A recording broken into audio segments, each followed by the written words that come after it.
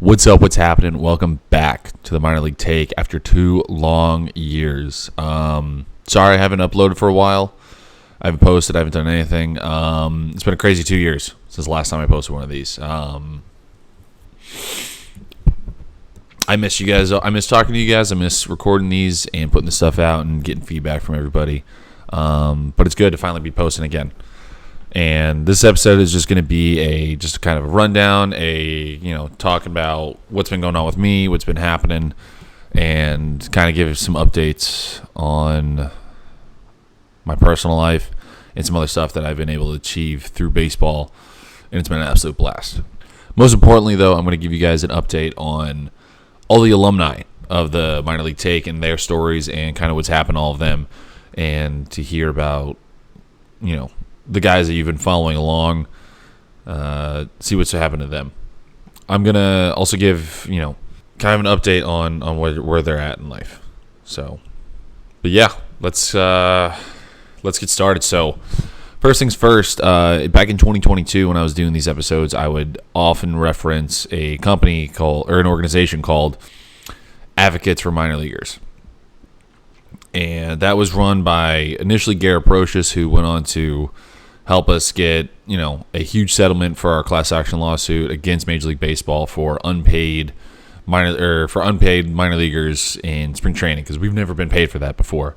And thankfully now we get paid like $600 a week in camp, which for most people, they hear that and they're like, ooh, that's not good. That's not good. But for us, that's a huge bump. That's, $600 more than what we were making. There's a lot of problems with the system, and as you guys kind of hear me talk about it, and kind of give you my inside look into all of it, because I was not only, an active member of the Advocates for Minor League Baseball, I was a pretty active bargainer when it came to the actual CBA for the minor leagues, and that was, got finalized negotiating in 2023. But yeah, so I initially got involved. I'll start at the beginning to kind of really help you guys understand how long I've been a part of this fight to make things better in the minor leagues. So it was 2019. I was taking classes at Rollins College, my college before I got drafted. I was trying to take some classes, try to get my degree and graduate finally. And I had a teacher who we were talking about this, that, and the other thing. He was a philosophy teacher, and we were going over. He kind of just posed a general question to the class of, are men and women different? And he had no political malicious viewpoint, but he knows that in today's world there are views one way or the other about that stuff. And a lot of the women in the class chimed up and said, yeah, it's BS, men get paid this, that, and the other thing. And I was like, I am not experiencing that at all. I'm not experiencing these great paychecks as a man at all. I have no idea what you guys are talking about. This doesn't make any sense. And they started quoting a study that I'm not going to get into right now. I kind of responded with, well, since February until now, I got paid $6,000 to do my job, so I don't know what you're talking about.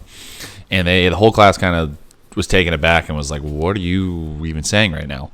My teacher was like, yeah, what are you saying? And I was like, yeah, I only made $6,000 this year as a professional baseball player. And a lot of them were confused. And after class, my professor grabbed me and was like, hey, what do you mean you only get paid $6,000? I was like, we only get paid $6,000 for the year. I was like, how do you survive? I was like, honestly, you get creative. You eat a lot of eggs. You eat a lot of PB&Js, and you kind of just grind away, and you figure out a way to save that little money that you do have. And he's like, this doesn't make any sense. You guys, this is a real job. Like, you guys are actually there for tons and tons of hours. Like, how does this make any sense? I was like, I don't know. He's a lawyer, and he goes, well, I want you to find out.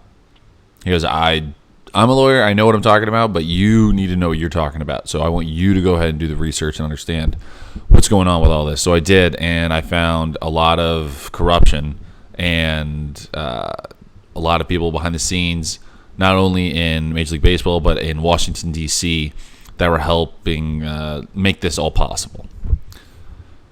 and I was sick to my stomach. I was already not happy with how our situation was, but I was even angrier now that I knew that people were maliciously looking out for their own wallet while they were crushing guys that were working really hard. And these are billionaires. These aren't people that can't afford to do it. Okay, anytime you've ever heard a baseball team tell you that they're not making any money, they're not. They're lying to you. They're directly and pointedly telling you a lie to get you to feel bad and to get you to give them more money. That is all that is. I am not going to pretend like that's not a reality. It's been going on for over 100 years. Like, this isn't a new trick. Every time that a team has ever said, like, oh, we just don't have the money, they're lying. They're lying to you. And I'm over it. And as someone that knows baseball history really well, it's been happening forever. And so I went back and I found this thing called the SAP Act, this Save America's Pastime Act. And essentially what it is it says that Major League Baseball has an exemption from minimum wage laws, so now they no longer have to worry about paying people an actual living salary, not even a living salary, a salary just to really begin. Like, if you're at extended spring training, you're just there for free, getting all this, training and working out and doing all this stuff every day to try to hopefully get promoted. They're not on any kind of dime for you. So it was pretty nuts. I go into 2020 knowing all this stuff, but I'm not going to say anything because my career is going really well up to this point. My first, I got drafted in 2018, and by the end of 2019, I had played in 5 different levels, and I felt like I had a pretty good shot to make AA in 2020.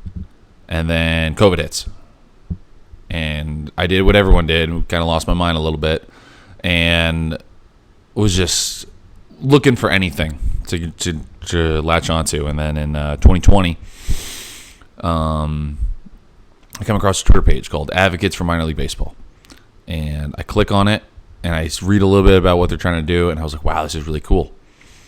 And I message it and I say, hey, if you're looking for more information, like, I'm a minor league baseball player, I can tell you my experience, but most importantly, go look up the SAP Act and this corrupt politician out in Illinois who helped pass it. And the page responded with, wow, that's awesome. Can you give me a call tomorrow? Here's my number. I said, yeah, sure. Well, I forgot to mention, back in 2019 when I did all my initial research, Garrett Brocious was a guy that came up in an article talking about how he's trying to work on the behalf of minor leaguers and try to get us a class action suit. And I call the number, and sure enough, on the other line on the other side of the phone is Garrett Brocious. Now, he has been an awesome guy. He's been phenomenal. He's been an absolutely integral part to this whole movement and to this whole thing. And without him, we'd probably still be at square one. We'd probably still be making $6,000 a year, even as inflation takes over the whole country. So I get involved with him, and we started getting a couple of guys together on Zoom calls. And one of the first guys on the Zoom call, it was me, Joe Hudson. And as far as I know, we were the first 2 players involved with this thing. And the word union got floated, and I panicked. I said, I am not trying to do that. I'll get fired instantly. I'm not going to stick my neck out that far, because that really is just done.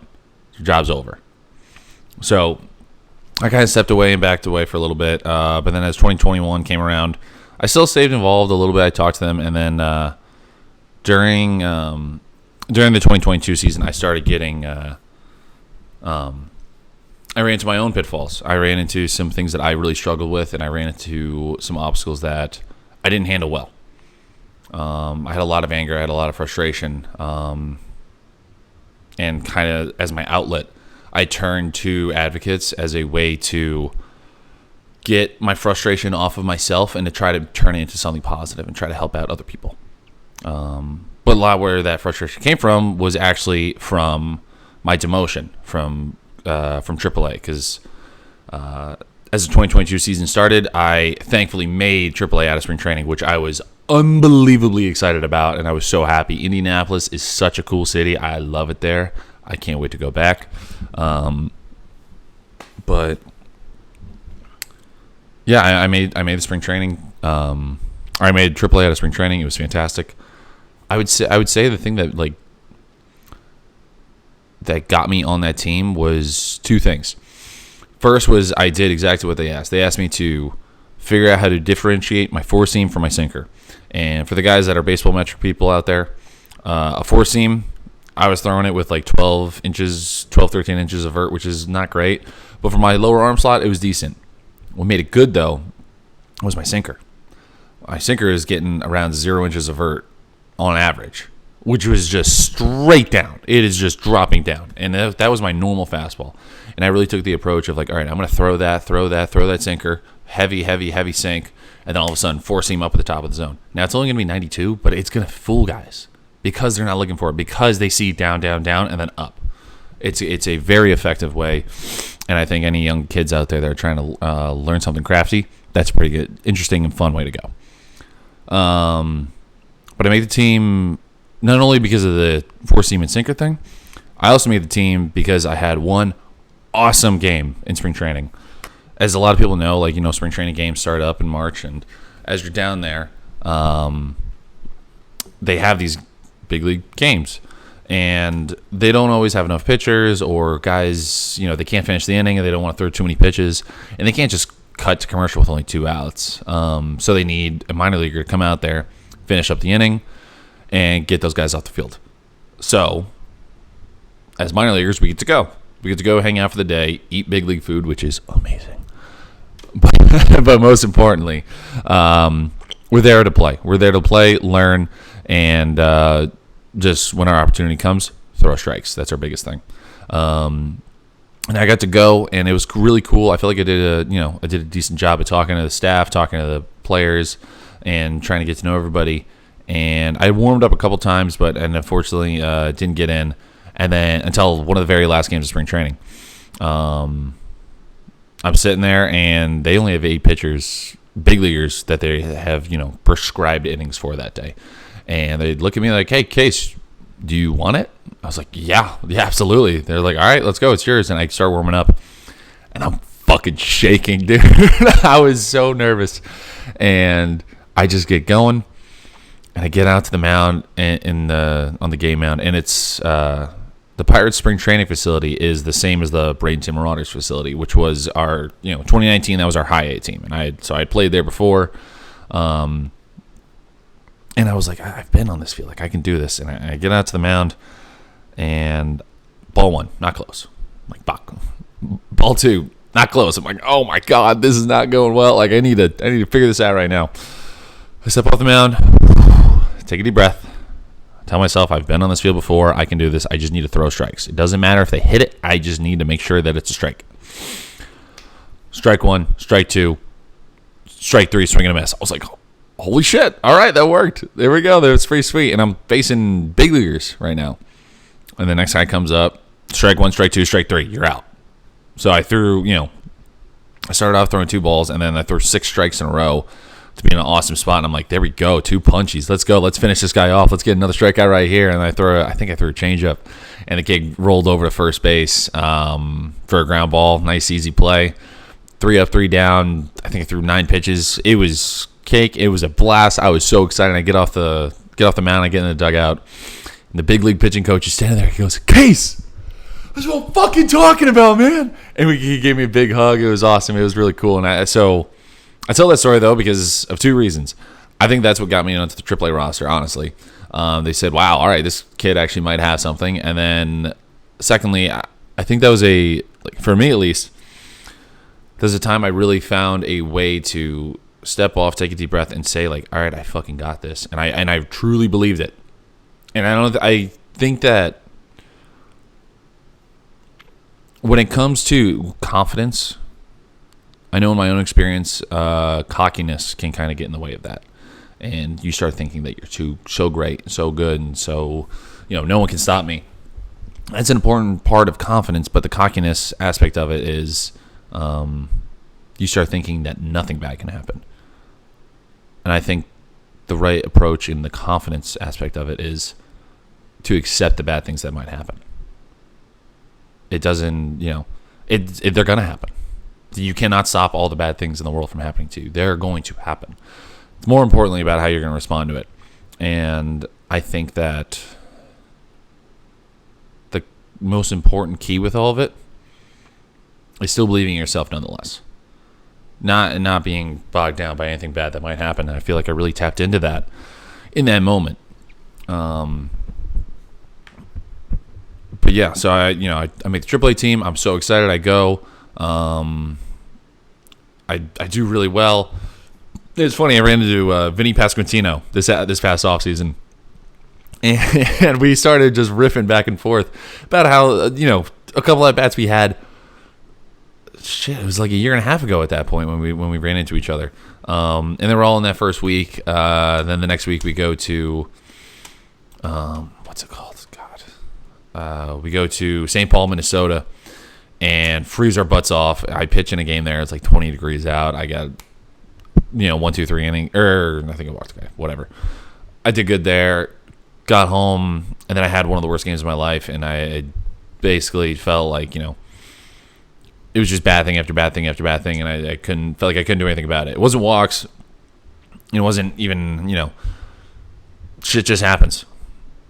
That's kind of just what happens out there, and it is what it is. And I did terrible, and I gave up a ton of runs, and it looked really, really bad. And then they left me, they kept me around for another week, and then after that they demoted me because this was the same year. This was 2022, so the Major League CBA just got signed, and because it got signed late and they had to get things together, they had extra roster spots in the big leagues. Because of those extra roster spots, they were only there for the month of April, so then once the month of May came around, guys got demoted from the big leagues to the minor leagues, and then I became the odd man out. I got sent down to AA, and I didn't take it well at all. And any of my teammates that were, around me then, I cannot apologize enough for how I let that interfere with me. And I held on to it. And I weirdly found a way to harness it and to really use it out there. And I just became a crazy person. And I'd be out there foaming at the mouth, spitting, cursing, ready to rip off anybody's head. And it worked for me. And I do not advocate to go down that route. Man, that was a lot of fun. It was a lot of fun. I did really good. I was, getting a lot of guys out, and I had some good numbers. I gave up a home run to Derek Dietrich. That was cool. But then it got popped for steroids, so in my book, that doesn't count. But yeah, so it was an interesting season. And all I wanted was to make it back to AAA, and I never did. And I fought and I fought and I fought and I tried my best, and it didn't really happen. So, I came up with the idea towards the end of the year, though, like, all right, well, if I go to winter ball, maybe I can shove there, do really well, and get promoted, and be in a good spot to cement my place in AAA next year. And I tell my coaches, hey, I want to go play in Puerto Rico, and they reach out to someone, and I get it all set up, and sure enough, I got sent to the Puerto Rican Winter League, baby. Oh, man. Gigantes de Carolina. I lived in Rio Grande for, a month and a half. It was like an hour 15 from San Juan itself. So it was interesting, to say the least. Man. I think I got to tell these stories correctly, I think I got to get Will Kobos on the podcast. I think that'd be the only right way to do it. So I'll definitely be reaching out to him sometime soon. Hopefully in spring training I can get him on. And we'll tell you some hilarious stories about Puerto Rico, because that place was crazy. But I go to Puerto Rico. And a big hope of mine was, I'm not afraid to say it at this point, I was trying to get Rule 5'd. I was trying to get a team to pick me up and essentially steal me from the Pirates because I was doing well in this other league. And it isn't like this league wasn't a joke. Like Lindor was, I don't know if Lindor showed up that year. Baez showed up. Didi Gregorius showed up. Pablo Sandoval was there. Man, there's a good amount of big leaguers. Rusty Castillo, for you Red Sox fans out there. Rusty Castillo signed this big deal out of Cuba with the Red Sox, and then just played like 10 games for the big league team ever, and just made $70 million in AAA, which is crazy, which is great for him. But like I was facing guys like that, some really good players. And I did great. I did really great. My first 4 innings, I think I only let one guy on base, and then and then I ended up at one point. I had to leave. I had to go pop over to Arizona for this conference that we were doing for with advocates. Oh shit! I didn't even talk about the union process, but yeah, I'll get back to that in a second. But yeah, through my first 9 innings there, I only gave up 1 run, and the 1 run was after I got pulled out of the game. I thought I could have finished the inning. It was fine, but they pulled me, and they put this other kid in, and then he gives up the run. I was like, god damn it, whatever. But I gave up 1 run through my first 9 innings, so I was loving it. But yeah, let me take a step back and talk about the union stuff, because that was all a very scary time, because I had a lot of teammates, and I'm not saying it's bad for them to not have wanted to sign the stuff and sign the union card and all that. Like, I get it. I understand the fear. I understand all of it. I've been there. But we put out union cards, which means that hey, we all want to start a union and be unified as one unit, as one bargaining unit, so the league can't step all over us. And we do that. I fielded all the questions from my Pirates team. I did everything I possibly could. I got all of my teammates on board with it. I had some guys that I had arguments with, and at the end of the day, we came out with, all right, we don't agree, but you got to support this. And I think we're all in a really good spot now, and we unionized for the first time in our history, and it's incredibly important because we just were in a bad spot. We weren't making a lot of money. They kept on cutting jobs. They kept on cutting this corner, that corner, and doing whatever they wanted to us because they could, and no one was stopping them. And when I say them, I mean the league. Like, I love baseball. I love baseball to my, the very last ounces of my soul. I love baseball. The people that run baseball were not concerned with. They're not concerned with baseball. They're concerned with money, and I get it. This is America, and the world runs on money, and all that, but a little bit of soul still has to be in there. A little bit of a heart has to be there for the guys that play this game. At one point during bargaining, we were sitting there all talking, and I looked at their lawyers in the face. I said, the guy making hot dogs shouldn't make more money than me. This is insane. People are coming to watch me and my friends play. They're not coming to get a hot dog. That's part of it, absolutely. I'm not saying the hot dog guys should work for free like we used to, but we shouldn't be left out in the cold like this. And but yeah, the unionization process was a lot of fun. And we got ourselves to a good place. And then when I was in Puerto Rico, I had to go to Arizona. We did a conference out there to kind of try to figure out like how we're going to do this, form a strategy. And we met with the Major League Baseball Players Association, their head lawyers. And they're some of the best people I've ever met in my life. Bruce Meyer, Harry Marino, Matt Nussbaum, Ian Penny, Tony Clark especially, most of all, because he's the one that opened up the goddamn doors for us and helped us out. And it was really cool. It was really special. And to see the support from them has meant everything.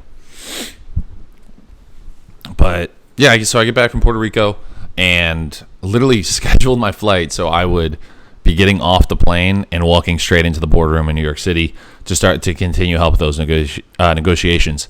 Unfortunately, though, the meeting got changed at the last second because people got COVID, and I was like, shit. And ended up being like a couple days later, and then I basically, I get home from Puerto Rico, jump right back into training, and jump right back into bargaining. So it sucked. It was a lot of fun, but it sucked. We would go into this boardroom and sit down, talk about our strategy, talk about what we want, and talk about how we're going to get it. And then Major League Baseball came in there and basically said, screw you. We're not going to give you anything, and you're going to have to like it. And gave me a lot of chest tightness, a lot of stress, but it was good because we ended up getting into a really good place. And like I said, things are a lot better now.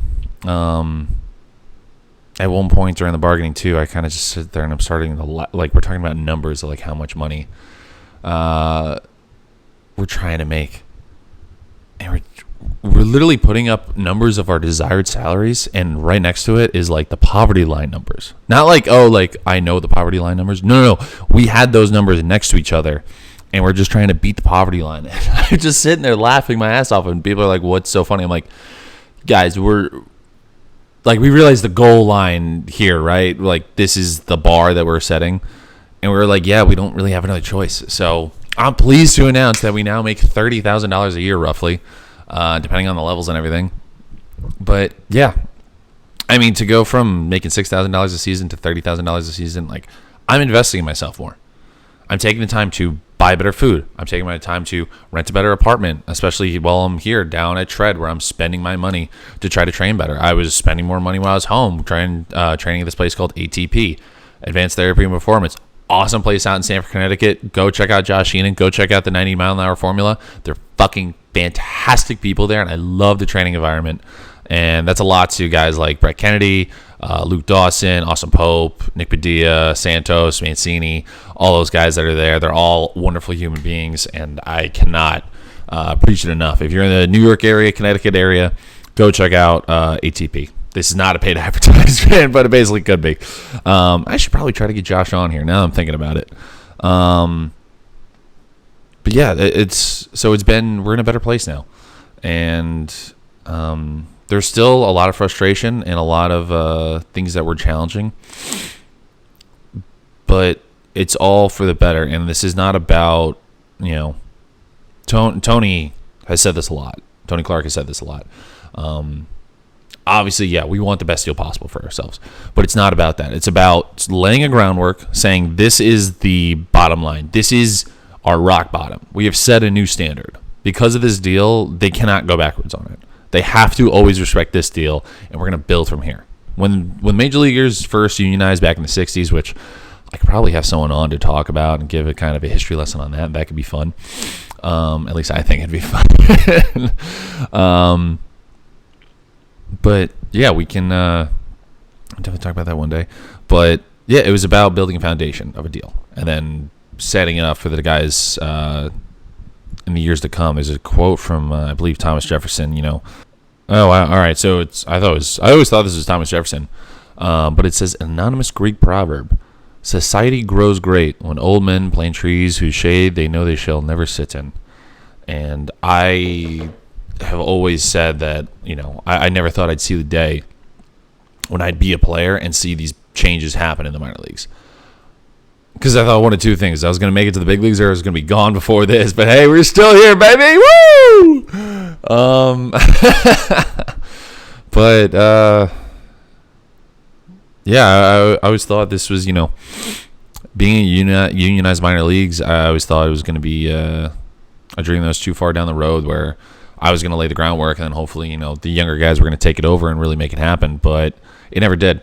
Because I was still around and I was still like, I'm going to fight. And part of the frustration I found in 2022 is like, dude, all this is telling me is that they don't like me. And when I say they, I mean the Pirates. I was truly in belief that, they did not see me as a major leaguer.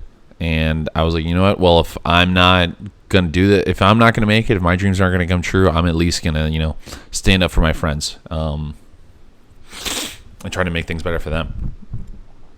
I think the most important thing that I learned in that process, truly and sincerely, I was in my car and I was driving to the field and I was like, man, I don't know if I should do this. Like I can look out for myself and just try to make it to the big leagues and try to take care of myself and really just focus on that, or I can do the right thing. And I just, something slapped me in the face and I was like, am I really making a decision right now between what's selfish or the right thing? I acknowledge it as the right thing to do, and it made my decision right there. So all the work I put in for minor leaguers, advocates for minor leaguers, the MLBPA, the minor league PA, all that, that has all been in an effort to work for other people. And I think there's a lot of freedom in that. There's a lot of you find a lot of meaning. And when you stop worrying about yourself and start worrying for others, what's important is very easy to identify. But yeah, so we finished bargaining up during spring training of 2023, and at this time, I've basically broken my back. Not actually, but I screwed it up pretty bad. I got out of the car driving from New York to Florida, and was having bad back spasms. My whole back was locked up and I couldn't move. And then I tried to push through it, of course, as anybody would, duh. I'm not going to ask for help. That's crazy. But yeah, I push through, and my back gets worse, and then I really screw it up, and then I basically can't walk anymore. And I go to our team, I go to our strength coach for the whole Pirates facility, and I'm like, Corey, please help me. I can't walk. And he's like, okay, let's get you to a doctor right now. And he got me in front of a team doctor. Before, I don't think it was even 5 minutes. The guy was already handing me, a steroid pack to help me loosen up my back. Don't worry, it wasn't for home runs. Although I made that joke. Before I knew it, he got me in front of a team doctor, and they were giving me muscle relaxers to help loosen up my back, but then also they gave me steroids. And I remember looking at him. He goes, all right, these are the steroids. You got to take this down. And I look at him, I go, sir, I'm going to hit so many home runs this year. He did not like that joke at all. But I thought it was funny. And I, took the rehab process, which was, frustrating. And I actually got yelled at one day because every day I would end my PT session with, okay, is there anything more I can do? And they were like, Brad, no, there's nothing you can do. Go lay down. Go relax. Go let yourself heal. I'm like, okay, fine. And then finally one day, one of our minor league director for pitching brings me into his office. He's like, Brad, I keep on hearing that you're like trying to do too much and like this. And I go, sir, I bought a Aleve back for my back and a heating pad. And I asked them every day, is there anything more I can do? I'm like, if that's too much to do, then I'll stop doing that. And he kind of just chuckled. I was like, all right, you're good. Just go about your day, dude. But yeah, the rehab process sucked. It was frustrating too, because this isn't something I've really talked about too much, even with some close people of mine. But I went into that spring training saying I'm either going to AAA or I'm going home. Like I'm done, playing, and I wanted to face the best, and I wanted to see if I was ever going to be able to be ready to do it. And it is what it is. I showed up hurt, and I knew I no longer had a leg to stand on. I had a great winter league. I had a great AA year in 2022, and then essentially, I was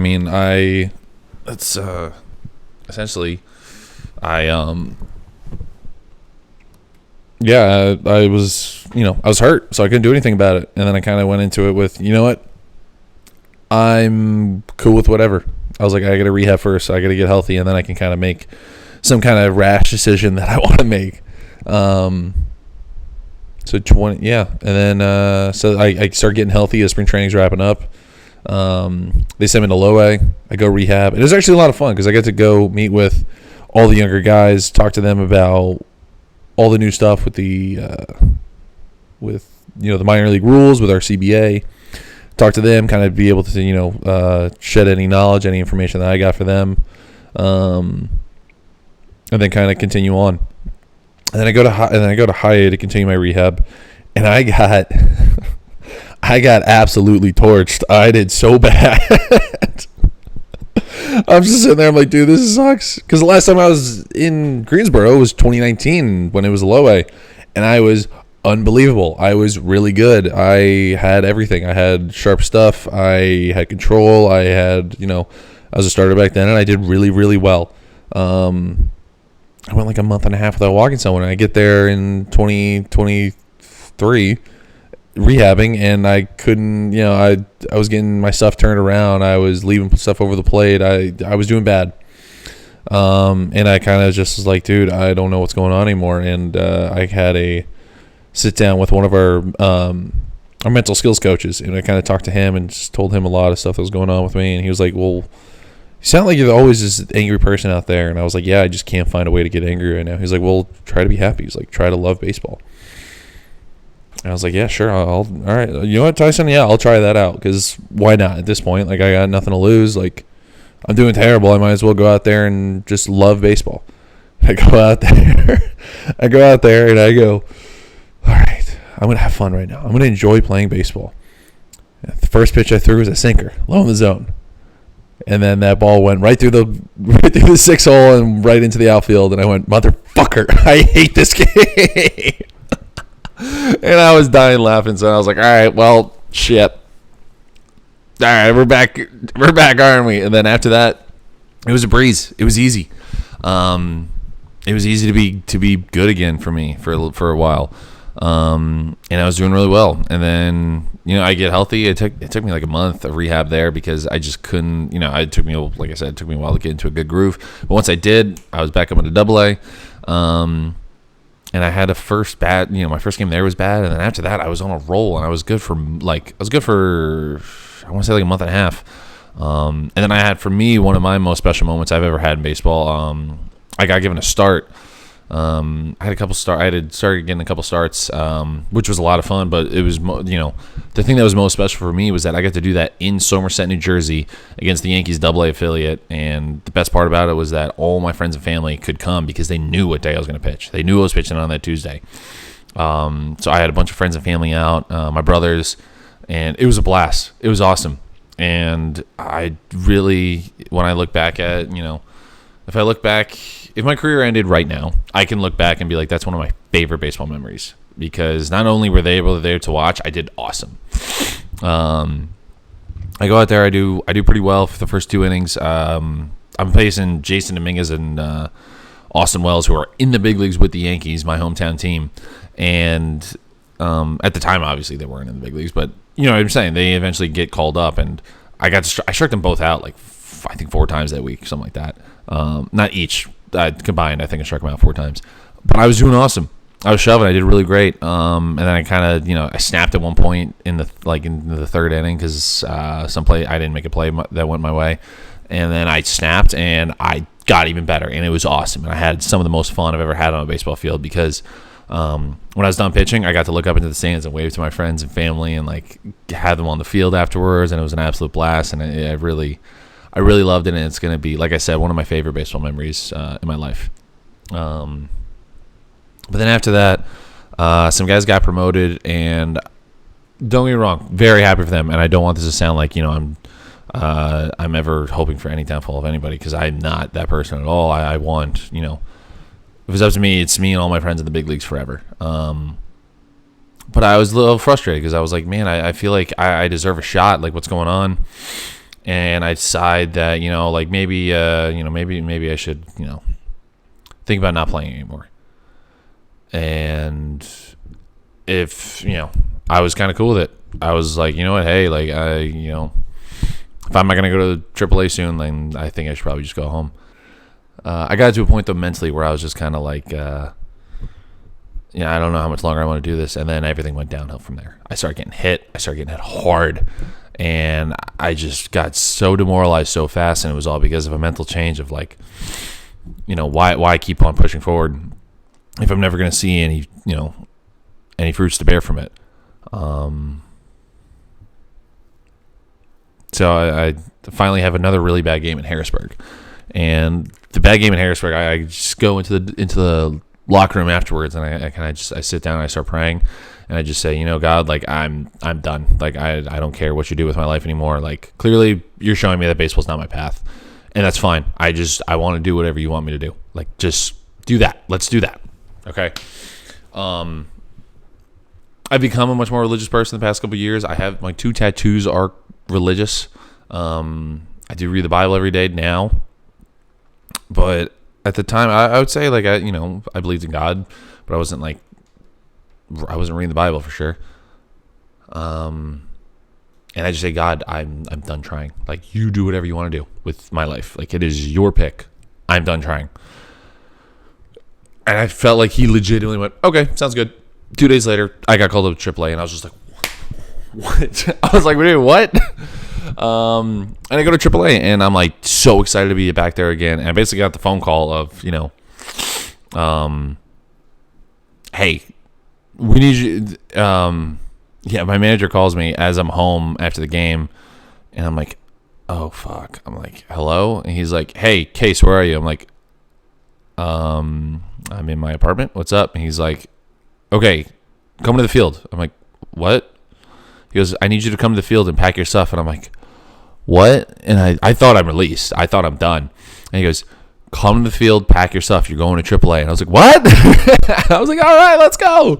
So I ran to the field, packed up my bag, packed up my apartment. 7 a.m. the next day, I was driving to Indianapolis because they needed guys to pitch that next day. They needed a fresh arm to pitch that next day because I hadn't, I was ready to go. And I get there, and I don't pitch for like 4 or 5 days. And I was just like, really, guys? I rushed all the way here just to sit. But anyways, I finally get a chance to go in the game, and I do terrible. And it was crazy too because it was moments where it was like, it'd be like, dink. It'd be like, all right, 1 out, 2 out, dink, base hit. I'm like, are you serious? And then home run. I'm like, are you fucking serious? And then the second inning was the same thing. It was like out, all right, whatever, base hit. Okay, another error, or not even an error. It was just like another dinky hit, and then I'm like, oh my god, another home run. I'm like, you gotta be kidding me. So some stuff just wasn't going my way, and I was really frustrated, and I was kind of like, I was pretty discouraged, but I was like, you know what, I'm just happy I'm here in AAA, dude. Like, I was just happy I was there. Yeah, we go to Des Moines. I kick ass in Des Moines. I do great. I get a good inning there. And then when you come back from Des Moines, yeah, we took a sleeper bus back. That was so much fun, guys. Sleeper buses are the best. That is a good time with the boys.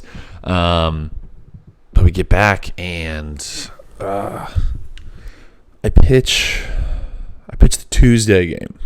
Pitch the Tuesday game at home. And then the next morning, I think I did okay. It wasn't a great inning. I think I gave up a run.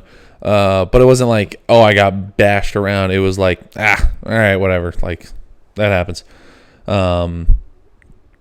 But funny enough, the last pitch I throw is a 2-2 cutter in on the hands to a lefty to Sammy Ciani's older brother. I forget that guy's first name, but it's Ciani's older brother, who is a guy that I play with. I play with in Greensboro.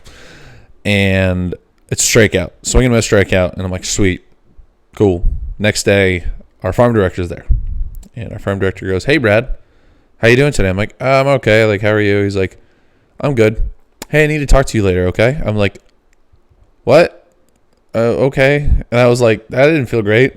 So I'm like, oh, no, this isn't going to go well. And I'm like, all right, whatever. And then I see him again. I'm like, hey, like, what's going on? Like, you want to just tell me what's up? He's like, no. We'll talk about it later. I'm like, okay, you get me kind of nervous. He's like, oh, it's only about your career. And I'm like, oh, well, great. Thanks. Awesome. Appreciate that. And I go in. I go in for a meeting after the game.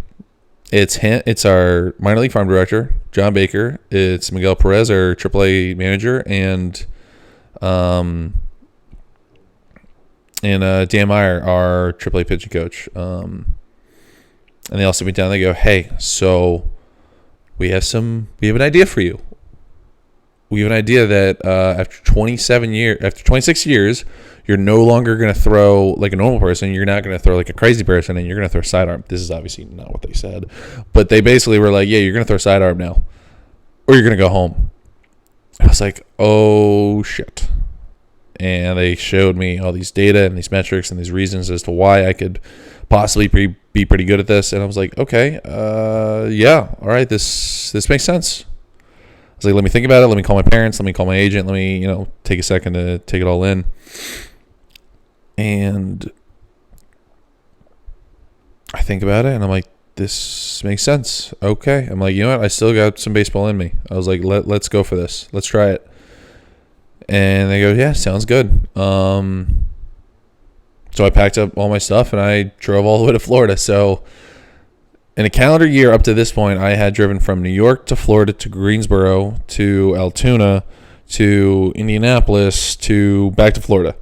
So it's been a long year up to this point. But before I go any further, I do want to say it was very cool when we were in Omaha right after the All-Star break. I'm there, and I got to watch Quinn Priester get called up to the big leagues, who hopefully I'll have on at some point on here. And I also got Endy Rodriguez. We also got Endy Rodriguez called up to the big leagues. So it was a really, really great experience just to be there, watch them both make their dreams come true. It was pretty special. And I'm unbelievably excited for both of them. I hope Endy's rehab process goes well, because I know he hurt his elbow in the winter ball this year, but he'll be back and he'll be better than ever. He's a fucking phenomenal baseball player. Yeah, so anyways, I go to Florida.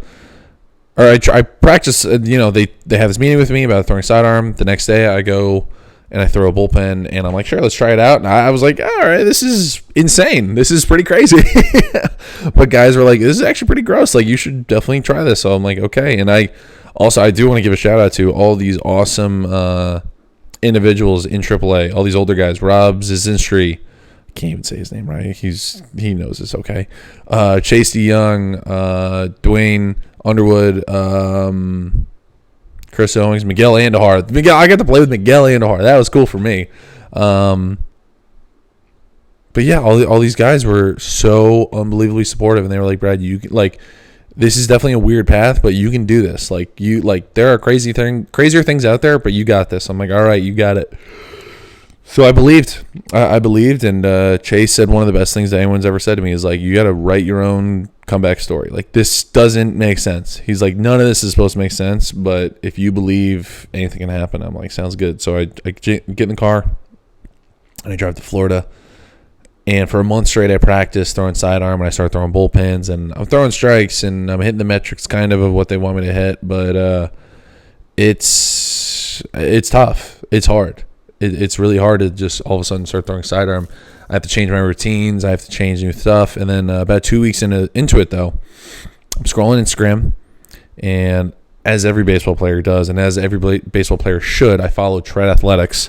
And they have a post of one of their coaches who just dropped down, and he's throwing 95 miles an hour from a drop-down slot. And I said, holy shit, I'm hiring that guy. Because I make more money. I am more willing to invest in myself as a baseball player.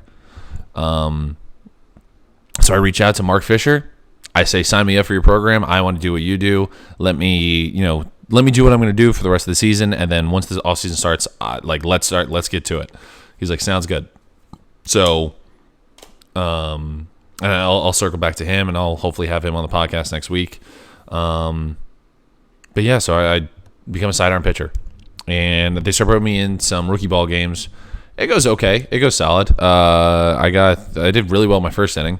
I tried to catch a ball barehanded. That was fun. The same PT, Brian, that helped me with my back, was watching that, and he was like, "Don't break your fucking fingers, dude." So that was pretty fun. But it was good. It was a good process. And, that season ends, and they're like, well, you got to go play a little bit more so we can get a better idea of what we got here. So why don't we send you to high A? So I'm back to Greensboro. I'm like, great. And I go to Greensboro, and the first week I'm there, they put me in 3 games. First outing, I go 1, 2, 3. I do great. 3 outs. Good job, Brad. You did it. You got 3 outs as a sidearm pitcher. I'm like, awesome.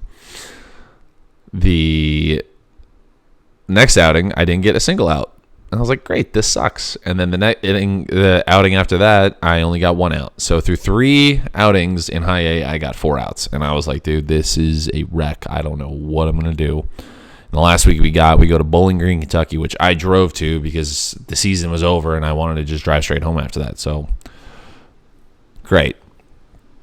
But anyways, yeah, so we go into the last week of the season, and we're in Bowling Green.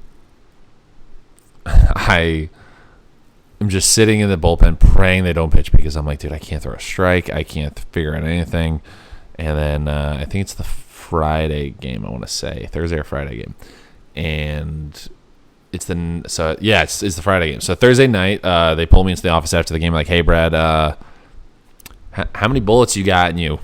And I go, what? And he goes, how many pitches do you think you can throw in a game? And I'm like, I don't know why. And he's like, well, we need you to start because we don't have any more pitching. I go, holy shit. Fuck it, I'll figure it out. And he goes, sounds great. We got a plan. You're starting tomorrow. So I all of a sudden go from, I don't even know. I don't think I'm going to pitch to, holy shit, I have to start. And I basically prayed to God. I said, hey, up to you again. I will dedicate my household to you forever if you help me through this game. And sure enough, I walked the first guy. And I'm like, holy shit. And then the next guy grounds into a double play. And then I get the next guy out. And then I go 3 scoreless innings. And with a strikeout with the bases loaded. It was awesome. It was seriously, it was some of the scariest stuff ever because I was throwing 83 to 85 miles an hour. It was pretty bad. But it worked. I got outs. I did it. I accomplished my job, and that's really the job at the end of the day. And I did it doing sidearm. And I got to end my season on that note, which was pretty great for me. But I go home. I'm there for a little bit. I win an award to go to Pittsburgh for community service. So do community service, and you'll get free trips to Pittsburgh and hang out on the field in the big leagues. And I got to see all my friends, which was really cool because I had a bunch of friends that were in the bigs. So I go home, hang out for a little bit, and then I go out to tread. I come down to Charlotte, North Carolina, and I start working with my coach, Mark. And we start from the basics. We start from like, okay, holy shit, how are we going to figure this out? And we start doing drills. And the first bullet point I throw was on a Monday, and I was throwing 82, 83 miles an hour. I had no idea where the ball was going. I had no idea what was going on. And he was like, okay, yikes, we got to start. Let's start all over. And we did. And we started from the basics. And by the end of the week, I was up to 88. And I was like, holy shit, like, let's go. We can do this. And then I kind of want to just wrap this up. I'll definitely talk about more about my experience with Mark as I kind of get, as I get him on the show. But I end the season, or not the end of the season. I've been up to 91 from out here, from sidearm. I throw, I throw decently hard, and for guys, for people that really don't know what I'm talking about, sidearm is when your just arm is directly out to the side instead of being up over the top. Guys in the big leagues throw roughly 90 from there, and if I can do that, then I'm on the same level. I'm able to compete with the best in the world, and I'm incredibly excited for it. And the sky's the limit, and yeah.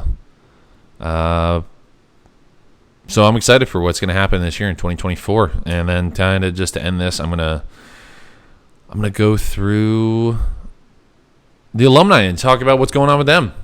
We're gonna start. Wow! Oh my gosh! October 12th, 2020. I had JoJo Gray on.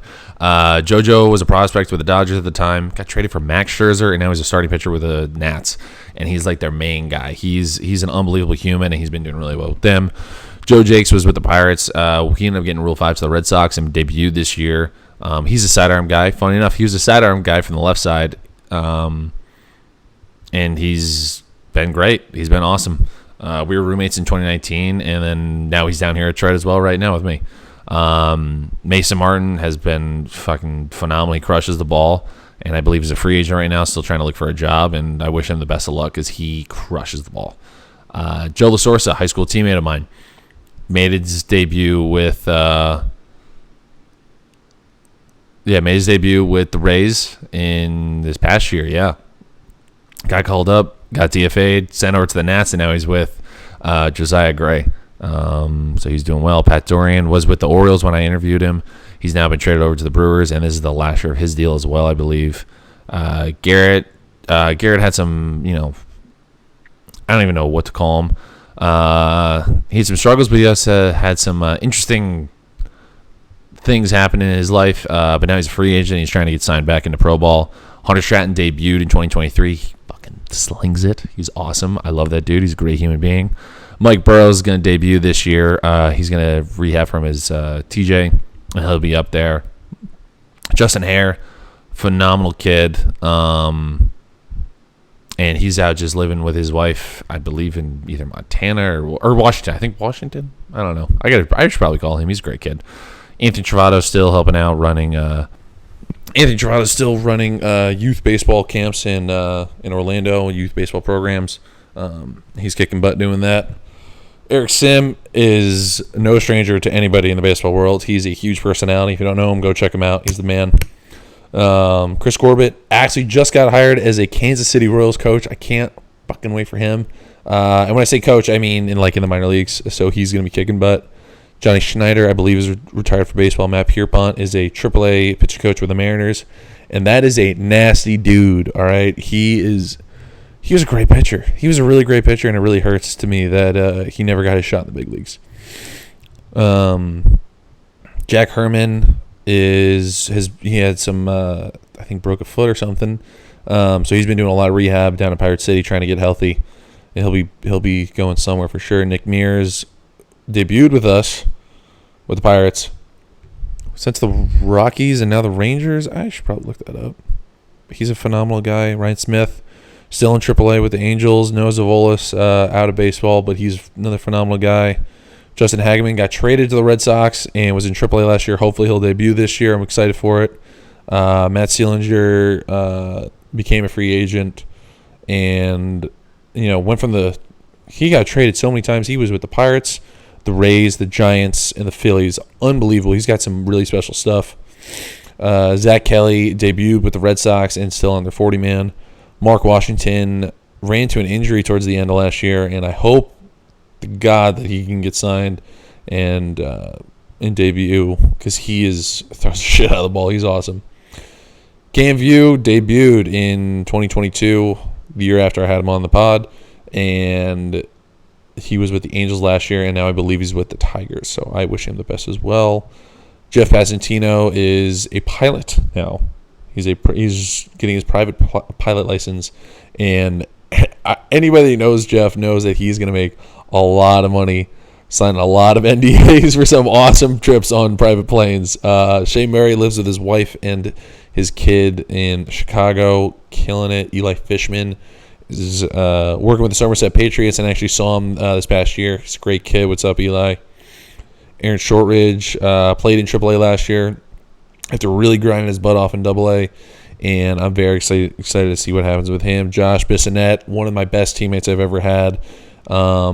He also won Community Service Award for the AAA team, and he's been a phenomenal guy, and I'm excited to see him next year. I'm excited to see him in spring. Austin Pope. Wow, I got to go back and listen to this episode because this is one of my favorites. But he's been awesome. We train a lot together up at ATP in Stamford, Connecticut. He throws the shit out of the ball. He's hitting 99. It's so scary to watch him throw a baseball because it's nice, smooth, but then bam, it fires off. Eric Sexton still works in baseball. Kanan Smith-Njigba he debuted with the Pirates this past year. He's doing well. Austin Roberts, we unfortunately got Rule 5 over to the Mariners, but he's been doing phenomenal.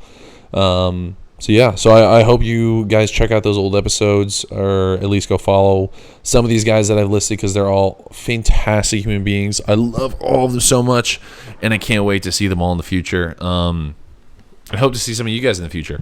I hope to see you guys in games. I hope to see you screaming at me to throw strikes. But thank you all for listening. I know this has been a very long episode of just me talking and yammering around. But I think there's some good stuff in here. Please find the socials, MILB Take, at MILB Take, at the MILB Take, all that stuff. Find us on YouTube, Instagram, Twitter. All my socials are at Brad Queso, Brad_Queso.